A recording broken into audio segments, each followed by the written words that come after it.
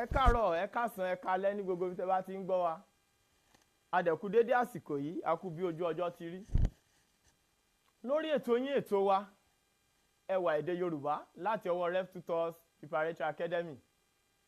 Ìwé tó wà níwájú wa ní ọ̀sẹ̀ yìí ni àkórí rẹ̀ jẹ́ Àrídùnnú ọmọ látọwọ́ Fọláṣadé Ọláníyì, tí ó sì pín sí orí 19 tá ó sì máa ka ní orí kòjórí ní ọ̀sọ̀ọ̀sẹ̀. Ẹ máa bá wa ká lọ. Lọ́sẹ̀ yìí, ọba mi Aláwùrà fi ìfẹ́ ṣe ẹ̀dá ilé ayé. Bí kò sí ìfẹ́ yìí, bí ìgbẹ́ ni ilé ayé ìbá rí. Ìfẹ́ náà ni òfin àkọ́kọ́ tí Elédùà ṣe fún wa láyé. Ohun kan náà ni ọba adẹ́dá fi sí àárín ọkùnrin àti obìnrin. Ìfẹ́ náà ni ó wà ní àárín àwọn baba ńlá wa. Ọba àtayé rọ̀bí agogo, ó ṣẹ̀dá akọ, ó fi abo tì í lẹ́gbẹ̀ẹ́. Ìfẹ́ òtítọ́, ìfẹ́ tútù, ìfẹ́ ẹlẹ́yẹlé. Èyí ni àkàwé ìfẹ́ tó wà láàrin Ajíbọ́lá àti Adédoyin. Àwọn ọmọ méjèèjì nífẹ̀ẹ́ ara wọn tó bẹ́ẹ̀ gẹ́ tí wọn kì í ya ara wọn. Ọ̀rẹ́ kòríkòsùn ni wọ́n. Ọlọ́run ọba sì tì wọ́n lẹ́yìn, ó fi wọ́n ṣe ọ̀rẹ́ ara wọn. Bí ó ṣe ń ṣe Ajíbọ́lá, ẹ dákun ẹ bá mi béèrè lọ́wọ́ Adédoyin. Bí Adédoyin náà bá sì fajúro, ẹ jọ̀wọ́ ẹ ké sí Ajíbọ́lá kí ẹ bí léèrè. Ọmọ bíbí ìlú Arẹmọ ni Adédoyin. Ó ga níwọ̀n ẹsẹ̀ bàtà 4. Ó dúdú bíi kóró oṣin. Èjì ẹnu rẹ̀ kọ sísọ. Ẹ̀yìn ẹnu rẹ̀ funfun bí ẹ̀gbọ̀n òwú. Ojú rẹ̀ gúnrégé. Obìnrin yìí gan-an ni ó yẹ kí a máa pè ní Dúdúyẹmí. Àdùmàràdán, ọmọ dára ó dẹjọ́. Ẹ̀yìn fún jowó ìbàdí àrán. Ẹni ọkùnrin kò lọ́nà tó ní bí èyí ò bá jẹ́ ìyàwó ẹni, ìbá sì jẹ́ àlè òun ní kúkúrú. Ó ní láti jẹ́ wípé ọjọ́ ìsinmi aláyọ̀ kan ni ọba mi Elédùmarè fi ọkàn balẹ̀ ṣẹ̀dá rẹ̀. Ajíbọ́lá ẹ̀wẹ̀, ọmọ bíbí ìlú Aláró ni. Òun náà rẹwà lọ́mọkùnrin. Ó yáyì, ó ṣe é rí. Ìlú Aláró ni Adédoyin òun Ajíbọ́lá ti pàdé, torí ìlú Aláró ni àwọn òbí Adédoyin tẹ̀dó sí gẹ́gẹ́ bí ọmọ iléèwé. Ìwé kẹwàá ni àwọn méjèèjì ń kà lọ́wọ́. Ṣàdédé ni Ajíbọ́lá dùbúlẹ̀ àìsàn. Bàbá rẹ̀ sáré síyìn sọ́hún, ó náwó nára ṣùgbọ́n pàbó ni gbogbo rẹ̀ já sí. Bẹ́ẹ̀ ìyá Ajíbọ́lá kò sí ní ayé mọ́. Ajíbọ́lá ni àkọ́bí. Olúfúnkẹ́ ni ẹ̀kejì, tí Ọmọ́wùmí sì jẹ́ ọmọ ẹlẹ́kẹta. Ní kété tí Ọmọ́bọ́lá, ìhun ìyá Ajíbọ́lá, ti bí ọmọ ẹlẹ́kẹta tán ni ó jẹ́ ìpè Olódùmarè. Láti ìgbà yìí ni Àkànmú tí kò sí wàhálà ìtọ́jú ọmọ. Ó ń ṣe bàbá àtìyá fún àwọn ọmọ náà, kò sì fẹ́ ìyàwó mìíràn. Bí Àkànmú ti ń ṣe wàhálà láti dùn ẹ̀mí ọmọ rẹ̀ náà ni Adédoyin ń ṣe gudugudu méje òun yàyà 6 kí olólùfẹ́ rẹ̀ ṣáà wà láyé, kó wà láàyè, kó wà ní àyè ara rẹ̀. Lẹ́yìn ọ̀pọ̀lọpọ̀ akitiyan, bàbá Ajíbọ́lá gbà kámú pé ọmọ òun kò lè yí àìsàn náà, ṣùgbọ́n Adédoyin kò jáwọ́ lórí ọ̀rọ̀ náà. Ó pinnu lọ́kàn ara rẹ̀ wípé òun kò ní já mi lórí ọ̀rọ̀ náà àfi tí Ajíbọ́lá dára rẹ̀ bá yá. Orí ìrònú ni Adédoyin wà ní ọ̀sán ọjọ́ àbámẹ́ta kan tí Àdùnní ọ̀rẹ́ rẹ̀ fi wọlé. Àdùnní béèrè ohun tí ó fa ìrònú. Adédoyin kò tilẹ̀ fi ọ̀rọ̀ sí abẹ́ ahọ́n sọ fún ọ̀rẹ́ rẹ̀. Ó kó ọ̀rọ̀ fún un. Òótọ́ sì ni ọ̀rọ̀ àwọn àgbà tó ní orí tó bá máa gbé ní nígbé aláwo rẹ̀ kò ní. Àdùnní ní kí Adédoyin ó múra tẹ̀lé òun lọ sí ọ̀dọ̀ bàbá àgbà kan. Adédoyin kò fò sókè láì mú gèlè rẹ̀. Wọ́n kọrí sí ilé bàbá náà.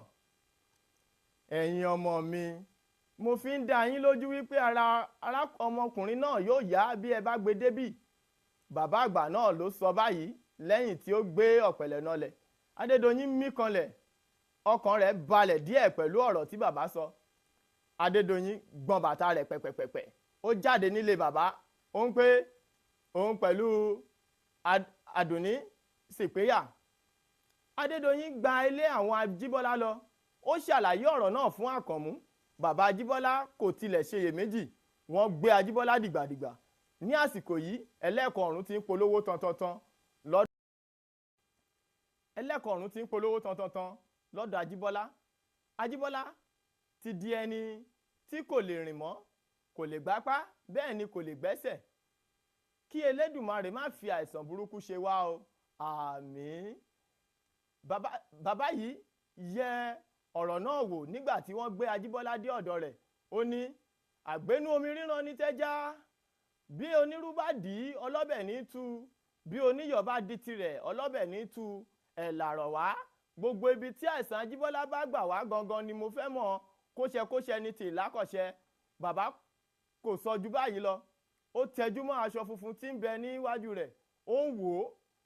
Àkànmú àti Adédoyin ń wò yẹ̀lẹ̀yẹ̀lẹ̀ torí àìgbọ́fálà wòkè, ifá kan sí ní para, awolóyé ọ̀gbẹ̀rì ò lè bọ̀n. Bàbá mi kanlẹ̀ lẹ́yìn bí ìṣẹ́jú mẹ́fà.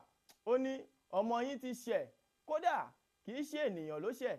Òòṣà ìbínú, òòṣà gòǹgò ni ọmọ yín lọ kọlù. Gẹ́gẹ́ bí ohun tí a fi hàn mí, ọmọ yín àti àwọn ọ̀rẹ́ rẹ̀ ni wọ́n lọ ilé òòṣà yìí. Ọmọ yín sì ni abàyà gbàǹgbà. Òun nìkan ni àyà rẹ̀ gbà á láti wọ inú ilé náà tí ó lọ wo ohun tí ó wà níbẹ̀. Ọmọ yín ti rí òòṣà ń bínú lọ́wọ́, kódà ẹ̀mí ọmọ yín ò lè mọ́jú. Bàbá, mo ṣe bí wọ́n ní a kì í gbọ́ búburú lẹ́nu abọ́ rẹ̀ ni. Lóòótọ́ ni, mo ní kí n yànnàná ọ̀rọ̀ náà kó lè yé yín ni. Yé, mo dáràn, Adédoyin pariwo. Kò kúkú sí ẹni tí kò mọ̀ wípé òòṣà ìbínú ni òòṣà gòǹgò, yálà onílé tàbí àlejò. Òòṣà yìí kò sì ṣe àjèjì sí wọn. Bàbá, ẹ dákun, ọkọ àfẹ́sọ́nà mi ni. Kí ni ẹbọ, kí ni ètùtù? Adédoyin sọ̀rọ̀ pẹ̀lú omijé lójú. Ọmọ mi, ọmọbìnrin tí kò tí ì mọ ọkùnrin ni yóò gbé ẹbọ yìí. Bí ó bá sì ti gbé e, ó parí. Bàbá ṣàlàyé. Bàbá, ṣé èèyàn mìíràn kò lè gbé ẹbọ ni? Àbí dandan ni ẹni tí kò tí ì mọ ọkùnrin? Tó bá jẹ́ ti ìyẹn ni, èmi ò mọ ohun tí mo lè ṣe o. Ṣé Fúnkẹ́ ni kí ó wá gbé ẹbọ ni? Ẹni tí jẹ́ wípé ọ̀pọ̀ ìgbà ni mo lọ máa nà án kúrò lábẹ́ ọkùnrin, àbí Ọmọ́wùmí ni kí n pé kó wá gbé e, tó jẹ́ wípé láti kékeré tíntín báyìí ni olórí burúkú kan ti ń fi ipá bá a lò pọ̀ ní ọ̀nà odò. Ṣé ọmọ ọlọ́mọ ni kí n kì mọ́lẹ̀ ní àárín ìlú kí ó wá gbé ẹbọ ni? Kò sí ohun tí a tún lè ṣe tó kọjá èyí tí mo là kalẹ̀ yìí. Èyí ni èsì bàbá. Bàbá Ajíbọ́lá dìde. Ó ní, bàbá, ẹ kúrò lórí ọ̀rọ̀ yìí. Mo ṣe bí ẹnu ara yín lẹ fi sọ wípé àfọwọ́fà rẹ̀ ni. Ẹ jẹ́ kó kúkú kù. Tí ó bá ti dé ọ̀run, yóò máa ròyìn ohun tí àfọwọ́fà kó bá fún ìyá rẹ̀. Àkànmú ó bẹ̀rẹ̀ mú fìlà rẹ̀, ó pòṣé, ó bọ́ síta. Báyìí ni Àkànmú ṣe bá tirẹ̀ lọ.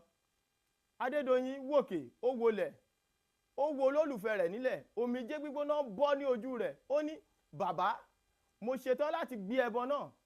Bàbá mi orí. Ó ní, ọmọ mi, wá gbọ́ o. Láàjìn ló gbé ẹbọ náà o. Ìhòòhò ọmọlúàbí ló sì gbé, a sì wẹ̀yìn o. Ohun tó bá gbà ni ó fún un. Ṣèbí kí ara rẹ̀ ti yá ni. Òun ò gbé e jàre. Adédoyin sọ̀rọ̀ pẹ̀lú omijé. Ohun tó bá ti yá kan kì í pẹ́ mọ́. Ẹgbẹ̀rún 5 owó nǹkan ètùtù ló kù. Adédoyin kò mọ ọ̀rọ̀ tí ìbá sọ. Omi ojú rẹ̀ ló ń já pẹ̀rẹ̀pẹ̀rẹ̀ bí ẹni tí ọmọ kú mọ́ lọ́wọ́. Wò ó, ẹkún kọ́ ni ọ̀rọ̀ yìí. Òòṣà gòǹgò ń bínú lọ́wọ́lọ́wọ́. Iná babaláwo kan kò sì lè dùn. Inú babaláwo kan kò sì lè dùn kó wá mú owó lápò ara rẹ̀, kó ra eku, kó ra ẹja, kó fi tọ́jú aláìsàn. Págà ó dòódì.